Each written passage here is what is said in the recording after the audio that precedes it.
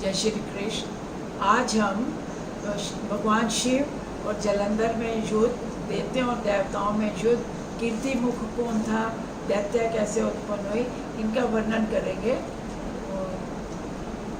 पिछले अध्याय में नारद जी धर्मात्मा का जलंधर के शासित राज्य में विष्णु भगवान और लक्ष्मी जी को देखने जाते हैं। नारद जी बोले, जलंधर ने विधि पूर्वक मेरी पूजा करी। जब नारद जी भगवान विष्णु और लक्ष्मी जी को मिलने गए तो क्या कहते, जलंधर ने मेरी पूजा की और हंसते हुए कहा। जलंधर बोला, हे ब्राह्मण, आप कहाँ से आ रहे हो? आपने क्या देखा है? यहाँ आने का कष्ट क्यों किया? नारद जी बोले, मैं कैलाशपति पर गया और पार्वती जी के साथ बैठे हुए भगवान शंकर के दर्शन किए। कैलाश पर्वत का ऐश्वर्य देखकर मैं सोचने लगा, ऐसा ऐश्वर्य तो तीनों लोकों में कहीं नहीं होता। तभी मेरे को तुम्हारे ऐश्वर्य की याद आई और यहाँ देखने चला आया। मैंने तुम्हारा ऐश्वर्य देखा, पर ये तो स्त्री रत्नों से शून्य है। कह रहे, तुम्हारा ऐश्वर्य तो स्त्री रत्नों से शून्य है। भगवान शिव से अधिक ऐश्वर्यशाली तीनों लोकों में कोई नहीं है। हे देवेंद्र, हे दैत्येंद्र, शिव जी पार्वती जैसे स्त्री रत्न को पाकर परम ऐश्वर्यशाली हैं। पार्वती जी, अतः पार्वती जी की उपमा किसी से नहीं की जा सकती।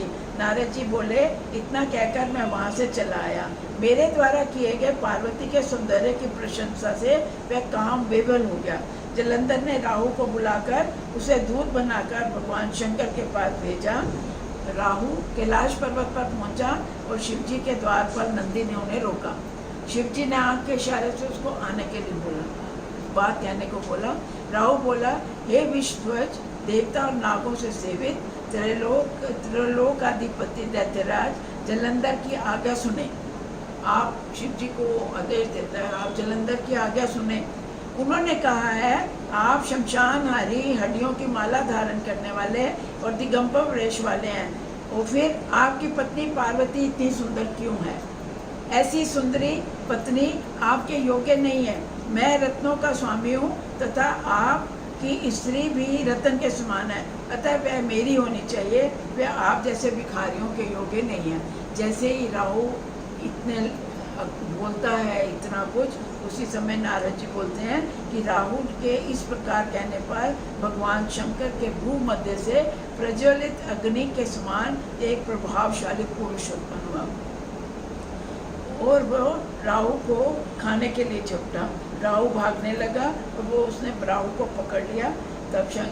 तब राहु चिल्लाया, हे शंकर, मुझे बचाइए। माँ देव जी ने उस पुरुष को रोकते हुए कहा, ये किसी का भेजा हुआ दूत है, इसे छोड़ दो। ये सुनकर उस पुरुष ने राहु को छोड़ दिया। अब जो पुरुष उत्पन्न हुआ भूमध्य से, भयंकर पुरुष, उसने कहा, मेरे को तो बहुत भूख लगी है। तब शंकर जी कहने लगे, तुमको आदेश है, तुम अपने हाथ और पाँव खा लो। तो वो शंकर जी की आज्ञा का पालन करता है, अपने हाथ पाँव खा लेता है और उसका सिर्फ धड़ रह जाता है। तो शिव जी का आदेश मानने से शिव जी बहुत प्रसन्न होते हैं। वो कहते हैं, आज से तेरा नाम कीर्ति मुख है। कीर्ति मुख, आज से तुम मेरे द्वार पालो। जो लोग तुम्हारे पूजन नहीं करेंगे वो मुझको प्रिय नहीं होंगे। नारद जी बोले, उस दिन से कीर्ति मुख शिव जी के द्वार पर स्थित रहते हैं। जो लोग उनकी पूजा नहीं करते, उनकी पूजा शिव जी भी स्वीकार नहीं करते, उनका पूजा निष्फल रहता है। अब ये कैसे, हम जैसे शिवलिंग पे जल चढ़ाने जाते हैं, अब हम शिव परिवार की पूजा करते हैं। कहते हैं, एक कोने में सबसे पहले शिव परिवार की पूजा से पहले थोड़ा जल दूध जो डालते हैं, एक कोने में डालना चाहिए, कीर्ति मुख नमस्कार, और उसके बाद शिव परिवार के पांचों मूर्तियों के जो भी परिवार का, उनकी पूजा करनी चाहिए। उधर कीर्ति मुख से छुटकारा पाकर राहु, जिसको आकाश में फेंक दिया था, उसको कीर्ति मुख ने, वो बर्बर नामक स्थान में गिरा। तभी से राहु का नाम बर्बर पड़ गया। उस समय राहु ने राहु ने दूसरा जन्म सोचा कि मैं तो बच के आ जाऊँ उस आदमी से, और जलंधर को सारा हाल सुनाया। अब जलंधर करोड़ों राक्षसों को लेकर कैलाश पर्वत की ओर चल पड़ा।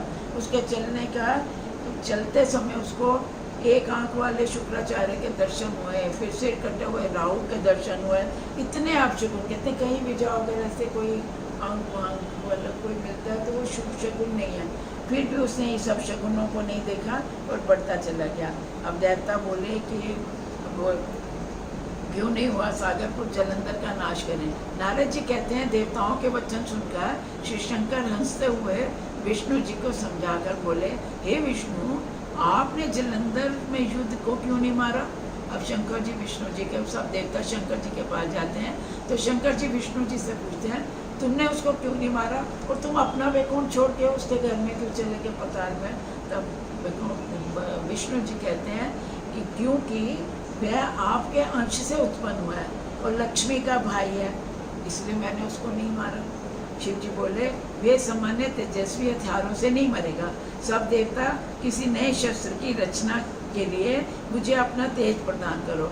नारद जी बोले, सभी देवताओं ने अपना तेज मिलाकर इकट्ठा किया और शिव जी ने सुदर्शन नामक एक ज्वालामाला युक्त भीषण चक्र की रचना की। शिव जी के शेष बचे हुए तेज से ब्रज का निर्माण किया।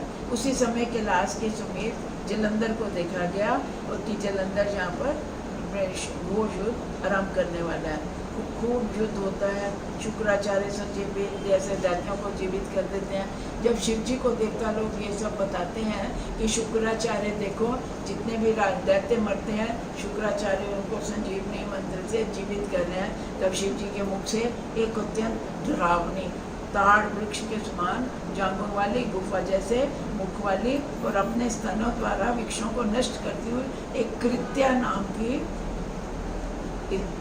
स्त्री उत्पन्न हुई। वह युद्ध भूमि में राक्षसों को खाती हुई शुक्राचार्य को अपनी योनि में दबाकर अंतर ध्यान हो गई और शुक्राचार्य को ही उठा के ले गए। अब ना शुक्राचार्य दैत्यों को जीवित करते थे। अब दैत्य भी घबरा गए, देवता दैत्यों में बहुत युद्ध हुआ और जब सबने शिवगण भागने लगे तो इन्होंने कालनेमी ने नंदी से युद्ध किया। शुंभ ने गणेश जी से, निशुंभ ने कीर्ति मुख से, इस तरह सब ने, निशुंभ ने कीर्ति मुख से, सबसे अपना अपना कार्तिकेय के साथ, कालनेमी ने नंदी के साथ, शुंभ ने गणेश जी के साथ, निशुंभ ने कार्तिकेय के साथ युद्ध हुआ। इस तरह जब बहुत युद्ध आपस में हो गया तो शिव जी सब गण चलाते हुए शिव जी के पास गए। शिव जी को लाल सुनकर शिव जी क्रोधित होकर बैल पर सवार होकर हंसते हुए मुद्रा लेकर युद्ध क्षेत्र में आए।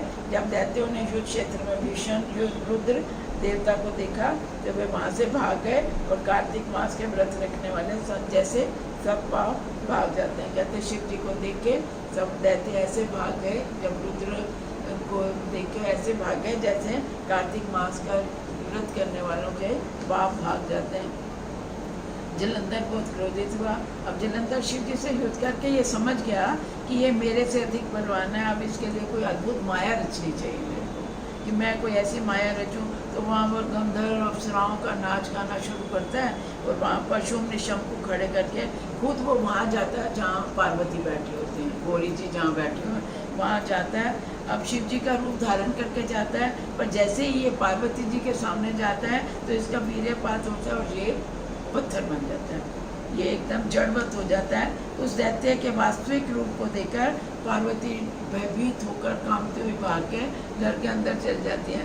पार्वती को आदेश हुआ देकर जानकर जलंधर फिर वापस युद्ध भूमि में आ जाता है। अब उधर पार्वती जी विष्णु भगवान का स्मरण करती हैं कि आप देखिए।